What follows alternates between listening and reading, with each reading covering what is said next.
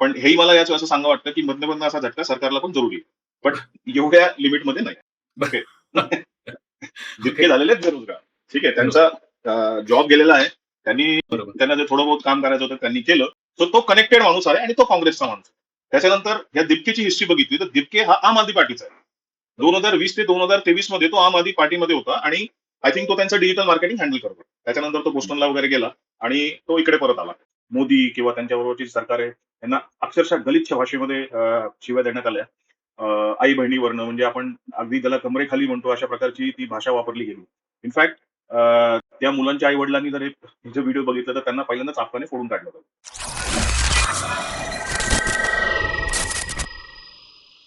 नमस्कार मित्रांनो, स्वराज्य चॅनलमध्ये तुमचं स्वागत आहे. मी आहे कर्नल मयुरेश आणि आपल्याबरोबर आहेत कॅप्टन नितीन. आणि नमस्कार. आज आपण एका नवीन ऑलमोस्ट कन्क्लूड झालेल्या विषयावर बोलणार आहोत.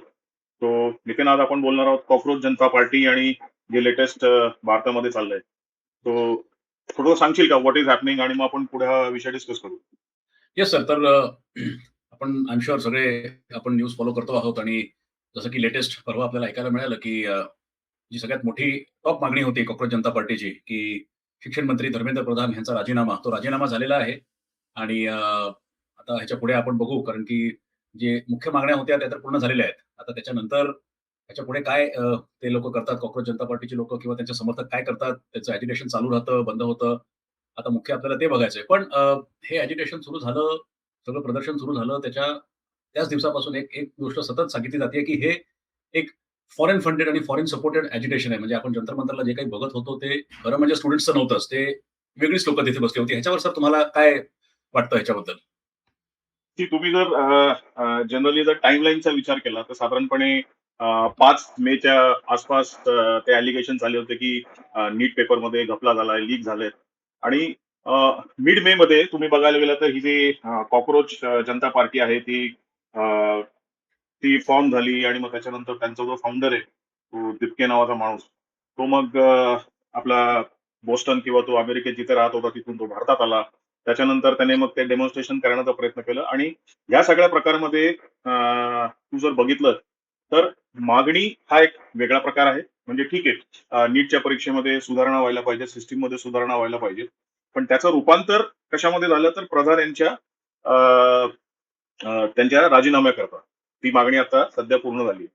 ठीक आहे. एक गोष्ट आहे की एक लेजिटिमेट मागणी आहे. मागणी करा तुम्ही. तुमचा सगळ्या नागरिकांचा तो हक्क आहे. पण जेव्हा तुम्ही नागरिक जे असं म्हणून जेव्हा तुम्ही सरकारकडनं काही डिमांड करता, त्यावेळेस तुमची काही कर्तव्य पण असतात, की तुम्हाला ही कर्तव्य करावं लागतात. आता या सगळ्या डेमॉन्स्ट्रेशनमध्ये तुम्ही जर बघाल तर भारताच्या आर्म फोर्सेस यांच्या विरुद्ध शिव्या देण्यात आल्या. मोदी किंवा त्यांच्याबरोबरची सरकार आहे यांना अक्षरशः गलिच्छ भाषेमध्ये शिव्या देण्यात आल्या. आई बहिणीवरनं म्हणजे आपण अगदी त्याला कमरेखाली म्हणतो अशा प्रकारची ती भाषा वापरली गेली. इनफॅक्ट त्या मुलांच्या आई वडिलांनी जर हे व्हिडिओ बघितलं तर त्यांना पहिल्यांदा चाबकाने फोडून काढलं होतं. ठीक आहे. हिंदूंच्या देवदेवतांबद्दल बोललं गेलं म्हणजे तो कामराचं जे स्टेटमेंट होतं की सीता का पती आणि नीता का पती, something some crap like that. So एक लेजिटिमेट जी कन्सर्न आहे आजच्या स्टुडंटची किंवा आजच्या जनरेशनची, त्या लेजिटिमेट कन्सर्नचा उपयोग टार्गेट करण्याकरता गेला आपल्या गव्हर्नमेंटला किंवा मोदींना किंवा एज्युकेशन मिनिस्टर्सला.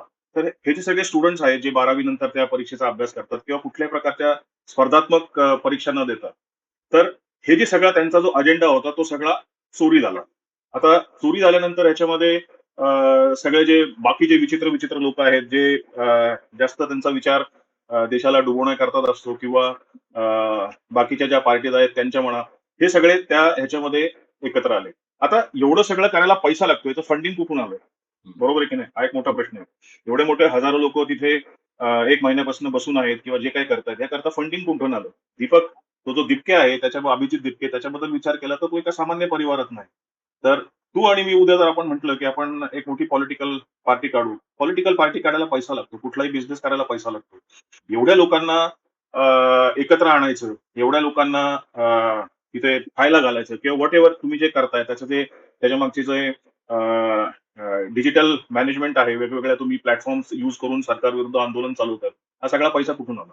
तर तुझा जो प्रश्न आहे, की यामध्ये दुसऱ्या देशांचा सहभाग आहे का, नक्कीच तुम्ही व्हिडिओ बघा, तुम्ही बातम्या बघा. बट अराउंड साधारणपणे 100-150 किंवा 400च्या आसपास असे काही अकाउंट्स आहेत ते एआय जनरेटेड व्हिडिओज किंवा क्रॉप करून ते व्हिडिओज टाकले जातात आणि हे सगळे पाकिस्तानी हँडलर्स आहेत. त्याच्यानंतर काही दिवसापूर्वी मी पेपरामध्ये वाचलं होतं की हे सगळे जे 20 तारखेचं जे आंदोलन होणार होतं आता 20 जुलैचं, त्याच्या काही दिवस आधीच अमेरिकन एम्बसीने त्यांच्या कर्मचाऱ्यांकरता एक पत्र जाहीर केलं होतं की तुम्ही स्वतःला सुरक्षित ठेवा, या सगळ्या गोष्टी. तर तुम्ही या सगळ्या जेव्हा गोष्टींचा विचार करता, तेव्हा असं लक्षात येतं की ह्याच्यामध्ये नक्कीच काही ना काहीतरी फॉरेन फंडिंग आहे इंडियाला डिस्टॅबिलाइज करण्याकरता म्हणा किंवा काही करण्याकरता म्हणा.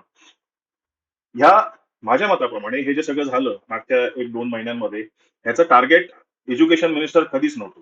माझ्या मते याचं टार्गेट भारतामध्ये अशांतता आणि अव्यवस्था पसरवणे हाच होतं आणि त्याकरता आपल्या लोकांनी सुरुवात केली आणि त्याला ऑब्व्हियसली आपल्या शत्रू राष्ट्रांनी म्हणजे पाकिस्तान म्हणा, चायना म्हणा, यांनी त्याच्यामध्ये पैसा पुरवून त्याला हातभार आणि त्याला आग लावण्याचा प्रयत्न केला.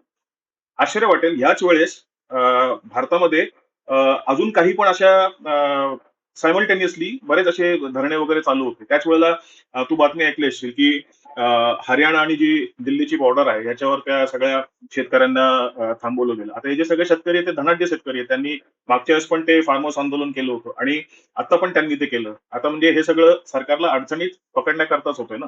तो माझ्या मते ह्याच्यामध्ये 100% दुसऱ्या देशांचा हात आहे.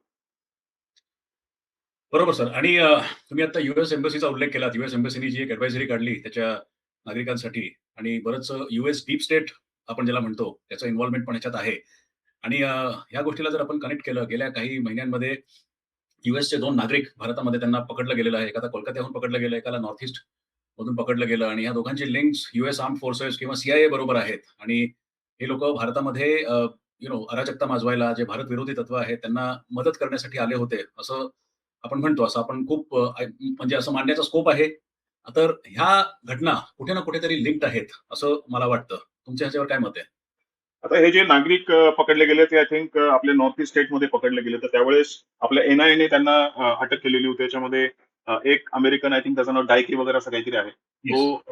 तो एक पकडला गेला आणि त्याच्याबरोबर एक 4-5 युक्रेनियन नागरिक पकडले गेले आणि ते म्हणजे असं एनआयएला वाटलं किंवा सिक्युरिटी फोर्सेसला असं वाटलं की हे बहुतेक आपले जे टेररिस्ट ग्रुप आहेत त्यांना प्रशिक्षण देण्याकरता तो दुसरीकडे जाऊन त्यांना ट्रेनिंग देण्याचा प्रयत्न करतो. बेसिकली आय थिंक हे ड्रोन रिलेटेड काहीतरी होतं. बरोबर. ड्रोनची operation if I am not wrong. Yes. So तुम्ही अमेरिकन आहात आणि दुसरा आत्ताची जी केस झाली नेपाळ बॉर्डर क्रॉस करत होता ही जर स्पेशल फोर्सेस आहे येस. किंवा तो सीआयशी रिलेटेड आहे. तुम्ही अमेरिकन आहात आणि तुम्ही नॉर्थ ईस्ट मध्ये तुला नॉर्थ ईस्ट मध्ये बाबा जाण्याची काय गरज आहे? ते सगळं युक्रेनियन पार्टीनं इथं घेऊन. आय मीन जर भारताच्या ईस्टर्न स्टेटमध्ये जर अराजकता मावली, अराजकता माजली तर हे काही ना काही कशा ना कशा अर्थाने हे अमेरिकेला सोयीचंच आहे. म्हणजे भारताला कशा ना कशा गोष्टीमध्ये गुंतून ठेवायचं त्यातले पाकिस्तानशी म्हणा, चायनाशी म्हणा किंवा अंतर्गत ज्या तुमच्या प्रॉब्लेम चालू आहेत त्याच्यामध्ये गुंतून राहा आणि त्याच्या मागनं आपला स्वार्थ साधून घ्या. तर बरोबर. It's a normal case. So I am sure की हे कुठं ना कुठेतरी हे डीप स्टेट म्हणा किंवा सीआयए म्हणा या सगळ्या गोष्टींचं हे निगडीत आहे. कारण या माणसांचा काहीच संबंध नाहीये. तू आमच्या नॉर्थ ईस्ट मध्ये कशाला येतो? पूर्ण भारत आहे तिथे.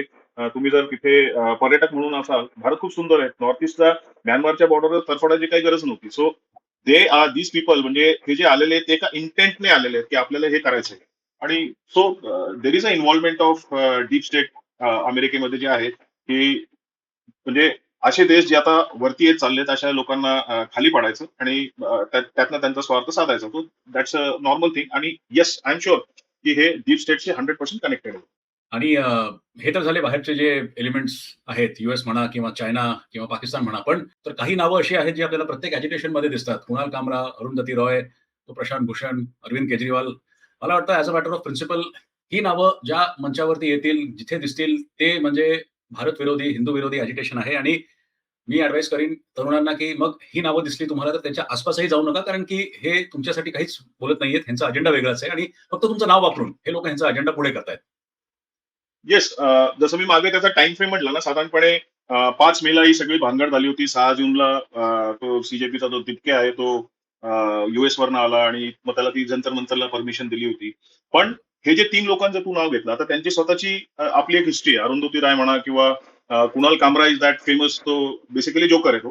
सॉरी फॉर म्हणजे प्रत्येकाचं काही ना काही करिअर असतं. तो स्टँडअप कॉमेडी करून आय थिंक स्टँडअप कॉमेडी करतो ना तो. बरोबर, बरोबर. म्हणजे हा तो म्हणतो स्टँड अप कॉमेडियन स्वतःला, त्यात कॉमेडी हा किती असते ते तो वेगळा विषय, पण येस. स्टँडअप कॉमेडीच्या नावाने मुंबईमध्ये केस आली, काहीतरी फालतू जोक करत होता. मग लोकांनी पोलिसांनी त्याला येऊन दंडा दिला. एकदम छान व्यवस्थित काम झालेलं ते. ओके. त्याच्यानंतर अरुंधती रॉय प्रॉब्लेम केस, म्हणजे जिथे धरणं म्हणा तिथे तिथे ती बाई असते. आणि बरोबर. तिसरा हा जो प्रशांत भूषण आहे, हा आय थिंक हा इन्व्हॉल्ड याच्यामध्ये कोण होता, तो एक टेररिस्ट होता. आय थिंक 20 जे दंगे झाले. अ, अफजल गुरुला एक जो नाही नाही पार्लमेंट अटॅकमध्ये जो अफजल गुरु जो अक्युज्ड होता, ज्याला फाशी झाली, त्याची फाशी माफ करण्यात यावी ह्यासाठी बऱ्याच लोकांनी एक पिटिशन साइन केलं होतं. त्यापैकी एक हा प्रशांत भूषण होता. हा, आणि मध्ये जे 20 मध्ये दंगे झाले बरोबर. दिल्लीमध्ये, तर त्याचा जो दिल्लीमध्ये. आरोपी आहे तर दिल्लीमध्ये. त्याला सॉरी दिल्लीचे दंगे. हा, तर त्या दिल्लीच्या दंग्यामध्ये जो आरोपी होता तो जेलमधनं सुटलेला नाही असं काहीतरी आहे. तर हा त्याच्यामध्ये, हा शहाणा जो होता हा त्याच्यामध्ये जाऊन सांगत होता की त्या माणसाला बेल मिळाली है ना. बरोबर. त्याचं सो नाव शर्जील इमाम त्याचं नाव. येस, काय सॉरी शर्जील इमाम, तो दिल्लीच्या दंग्यामधला जो आरोपी आहे त्याचं नाव, जो हा, तर तो अजून तो जेलमध्येच आहे. तर हे सगळे हे विचित्र लोक आहेत. आता आपण या सगळ्या याच्यामध्ये बघितलं की साधारणपणे एखाद महिने काम करून सुद्धा काही जास्त हालचाल झाली नाही. मग बाकीचे जे लोक आहेत म्हणजे अपोजिशन पार्टीचे, मग यांनी याच्यामध्ये उड्या मारायला सुरुवात केली. मग जेव्हा त्यांच्या लक्षात आलं की एवढं करून सुद्धा काही जास्त यश हातात येत नाहीये, मग त्यांनी ते सोनम वांगचुकला बोलवलं. आता सोनम वांगचुक काही साधा माणूस नाहीये, साधा माणूस नाहीये इन द सेन्स त्याचे वडील पण काँग्रेसमध्येच होते आणि ही माणसं फेमस आहेत आमरण उपोषण करायला. त्याच्या वडिलांनी पण उपोषण केलेलं होतं. ठीक आहे. बरोबर. त्याच्यानंतर या दिपकेची हिस्ट्री बघितली तर दिपके हा आम आदमी पार्टीचा आहे. 2020 ते 2023 मध्ये तो आम आदमी पार्टीमध्ये होता आणि आय थिंक तो त्यांचं डिजिटल मार्केटिंग हँडल करतो. त्याच्यानंतर तो बोस्टनला वगैरे गेला आणि तो इकडे परत आला.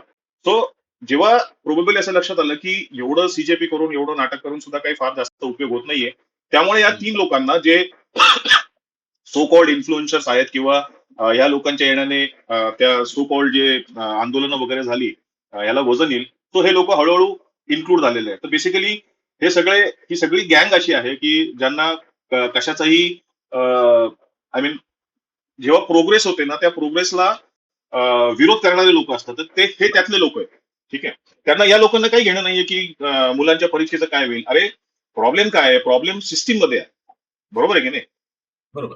प्रधानांना टार्गेट करून काय होणार आहे, प्रधानच्या किंवा मोदींना टार्गेट करून काय होणार आहे. फॉर एक्झाम्पल एवढं आपण त्यांनी केलं की नीट परीक्षेत लीक झाली वगैरे वगैरे, पण स्टुडंट्स कॉप्या करत नाहीत का, करतातच ना. हम्म. बरोबर आहे की नाही. म्हणजे बरोबर. जसं तुम्हाला सरकारने काही प्रोव्हाइड केलं पाहिजे तसं तुमचं स्वतःचं पण तर काम आहे ना. हम्म. तर तुम्ही बरेच व्हिडिओ बघा, तो जो दिपके आहे त्याला विचारण्यात आलं की तो आरक्षणाबद्दल तुमचं काय मत आहे, त्याच्यावर तो काहीच नाही बोलत. सो हे सगळ्यांचं पॉलिटिकल काहीतरी अजेंडा होता आणि जस्ट बिकॉज एक ते नीट मधनं पेपर लीक झाला त्याचा फायदा घेऊन या सगळ्या लोकांनी पॉलिटिकल अजेंडा त्याचा बनवला आणि आपला राजकीय फायदा घेण्याचा प्रयत्न. So I mean as you sed, आता धर्मेंद्र प्रधानांचा तर राजीनामा झालेला आहे. ह्यांच्या ज्या मुख्य डिमांड्स होत्या की शिक्षण मंत्र्यांनी राजीनामा द्यावा, तो झालेला आहे. मग सगळ्या सिस्टममध्ये रिफॉर्म करण्यात यावं, तर त्यासाठी गव्हर्नमेंटनी एकतर फास्ट ट्रॅक कोर्ट्स उघडलेले आहेत. बऱ्याच लोकांना त्या पेपर लीकसाठी अटक झालेली आहे. त्यांच्यावरती ऍक्शन होते आणि सिस्टमचा जे रिफॉर्म्स आहे त्याच्यावरती पण जोरात काम चालू आहे. तर ह्यांच्या मुख्य मागण्या ज्या आहेत सरकारने मान्य केलेल्या आहेत. आता ह्याच्या पुढे जर ह्या लोकांना ह्यांचं अजिटेशन चालू ठेवायचं आहे, कारण की जसं आपण आता डिस्कस केलं की हे खरं म्हणजे भारताला डिस्टेबलाइज करण्याचं की भारतामध्ये अराजक पसरवण्याचं ह्यांचा जो प्लॅन आहे. पण आता on the face of it सरकारने सगळ्या मागण्या ह्यांच्या जवळ पूर्ण केल्यावर आता हे कसं ह्यांचं अजिटेशन पुढे चालवतील असं तुम्हाला वाटतं? कारण की हे आता जे मोमेंटम आहे ते इतक्या सहजासहजी गप्प बसतील असं आपल्याला वाटत नाही. तर तुम्हाला काय वाटतं? दिपके आता बेरोजगार झालेले आहेत. ओके. ओके. जितके झालेले आहेत बेरोजगार. ठीक आहे. बरोबर. त्यांचा जॉब गेलेला आहे. बरोबर. त्यांना जे थोडं बहुत काम करायचं होतं त्यांनी केलं. आता ओके. कारण तू बघायला गेलास ना तर ही cockroach Janata party it's a digital kind of thing. म्हणजे ती फॉर्म पार्टी झाल्यानंतर 2 करोड फॉलोअर वगैरे झाले, ऑल दॅट नॉनसेन्स. तर या ह्यांच्या मागे कुठलीही कन्सेप्ट नाहीये. एक तुम्ही एक पर्टिक्युलर एक जो क्षणिक पॉलिटिकल अजेंडा आहे तो तुम्ही पकडला आणि त्याच्यावर तुम्ही आंदोलन सुरू केलं. जसं म्हणायला गेलं तर अण्णा हजारेंचं जे दिल्लीमध्ये झालं होतं, ज्याच्यामधनं आम आदमी पार्टीचा जन्म झाला, राईट. त्याच्या आधी अशी बरं त्याच्यानंतर मध्ये एक ते सीएचं झालं होतं. सीएचं नाही, बरोबर आहे ना. हा, करेक्ट. हो, 2019-20 मध्ये हा. सीएचं आंदोलन. सो ह्यांच्याकडे पॉलिटिकल अजेंडा नाहीये. त्यांच्याकडे एक पॉइंट आहे आणि त्याच्यामधनं त्यांनी ती एवढी उंची गाठली. पण आता मेन मुद्दा जर सरकारने मान्य केला असेल, म्हणजे आय वॉज शॉक दॅट की हा त्यांचा एवढा मोठा मूर्खपणा कसा केला. प्रधानांच्या राजीनाम्याने फरक नाही पडणार. तुम्हाला नाही. जर काही करायचं असेल तर तुम्हाला सिस्टीम बदलायला लागणार. तर त्यांचा बरोबर. पहिला अजेंडा तो पाहिजे होता, की तुम्ही हं. सिस्टीम बदला आणि सरकारला एक 5 सूत्री 10 सूत्री प्लॅन द्या, की सिस्टीम आम्हाला अशी पाहिजे आणि याच्यामध्ये या गोष्टी इन्क्लूड झाल्या पाहिजे. पण तुम्ही हं. प्रधानांचा राजीनामा हे टार्गेट ठेवलं. सरकारने ते मान्य केलं म्हणजे प्रधानांनी राजीनामा दिला असेल किंवा ते काढून टाकलं असेल, वी डोंट नो. पण आता मेन अजेंडा संपल्यानंतर पुढे काय उरलं? पुढे आता काही नाही बरोबर. उरलेलं. ज्या उरलेल्या मागण्या आहेत म्हणजे प्रत्येक ज्या स्टुडंट्सचे म्हणजे ज्यांनी सुसाईड केलंय त्यांना 1 करोड रुपये द्यावेत आणि अजून एक तिसरी कुठलीतरी मागणी आहे. या मागण्या सरकार पूर्ण करेल, नाही करेल वी डोंट नो. पण प्रोबेबली अनफॉर्च्युनेट ज्या मुलांनी आत्मघात करून घेतलाय त्यांच्या आई-वडिलांना ते 1 करोड रुपये देण्यात येतील. पण 1 करोड रुपये देण्याने त्यांचं नुकसान भरून येणार नाही.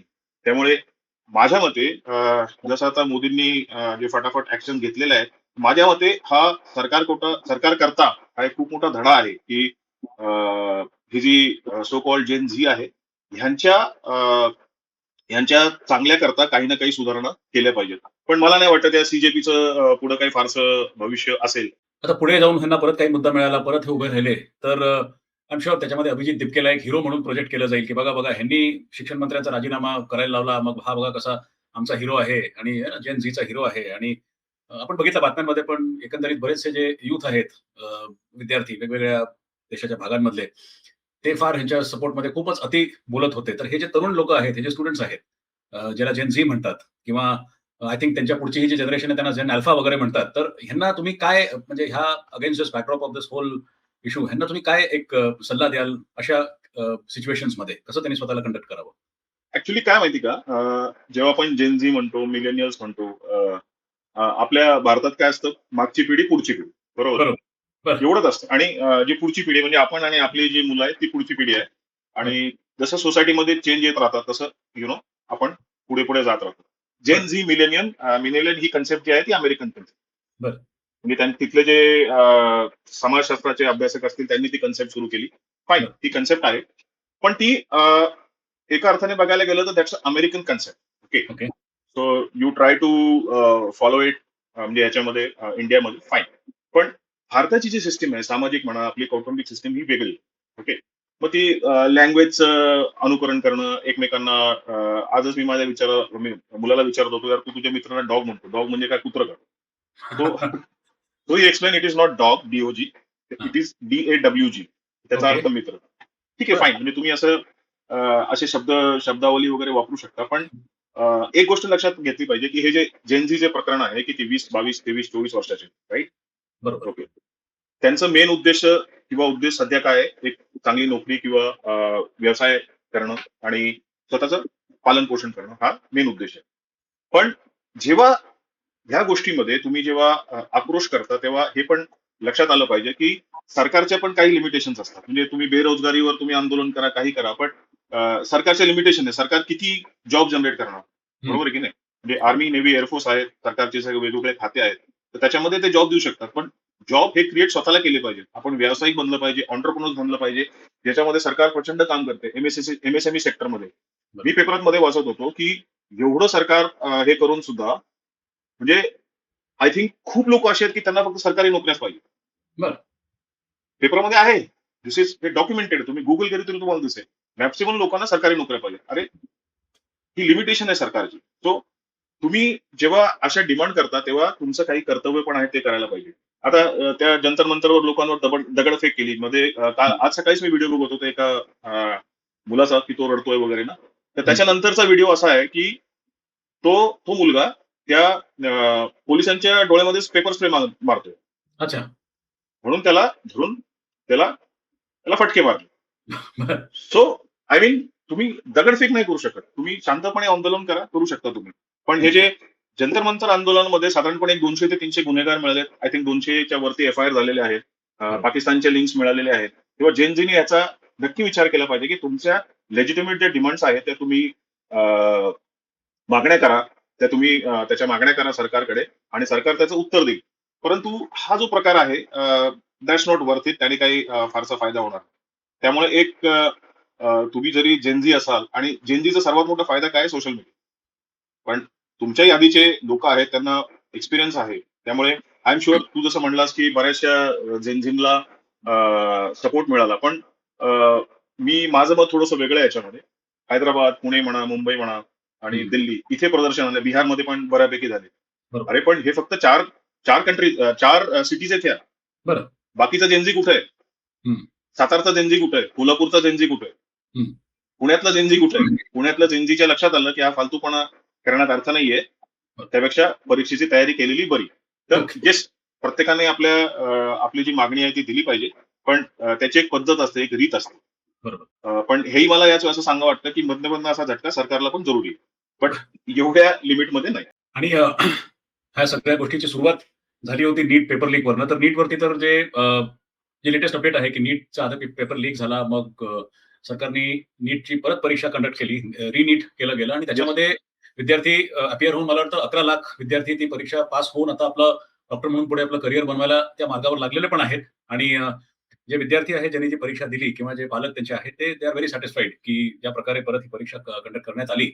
तर हे एक महत्वाचं अपडेट आपण जेव्हा पण ह्या विषयावर बोलतो की जे लोक म्हणतात की सरकारने काहीच केलं नाही, विद्यार्थ्यांना टाकून दिलंय तसं नाहीये. तर विद्यार्थ्यांची प्रॉपर काळजी घेतली गेलेली आहे. नीटची परत परीक्षा केली गेलेली आहे. जे आधी पेपर लीकसाठी जबाबदार होते त्यांना अटक घेऊन त्याच्यावर ऍक्शन झालेली आहे आणि काही लोकांना सस्पेंड पण केलं गेलेलं आहे आणि अख्खी सिस्टम रिफॉर्म करायचं काम पण चालू आहे. हे पण आपण बघितलं पाहिजे आणि हे पण लोकांना आपण सांगितलं पाहिजे असं मला वाटतं. Yes, yes, yes. करेक्ट. आणि आय एम शुअर आता काही दिवसामध्ये जे सगळे ऍटलिस्ट ज्याच्यामध्ये हे काळे चेहरे होते या सगळ्या प्रकरणामध्ये ते बरोबर. बाहेर येतील आणि त्यांना व्यवस्थित दंड दिला जाईल. सो हम्म. दॅट नेक्स्ट टाइम अशा गोष्टी होणार नाही. So let's hope for the best. आणि आपण आशा करूया की जे आपले जेनझी आहेत किंवा नवीन पिढी आहे यांना व्यवस्थित सक्सेस मिळावं आणि ज्यांना ते पाहिजे आयुष्यामध्ये ते नक्कीच मिळावं. आपण अशी आशा करू. आणि हे जे गव्हर्नमेंटने आता सगळे जे नवीन रिफॉर्म्स आणले आहेत ते अजून लवकरात लवकर जेवढे जास्त आणता येतील आणि जेवढ्या स्ट्रिक्ट पनिशमेंट्स या लोकांना दिल्या जातील तर ते तेवढं चांगलं होईल. Absolutely absolutely. आपण या विषयाकडे बघत राहूया काय ह्याच्यामध्ये डेव्हलपमेंट होतात ते आणि नक्कीच आपलं लक्ष या सगळ्या विषयांकडे राहीलच.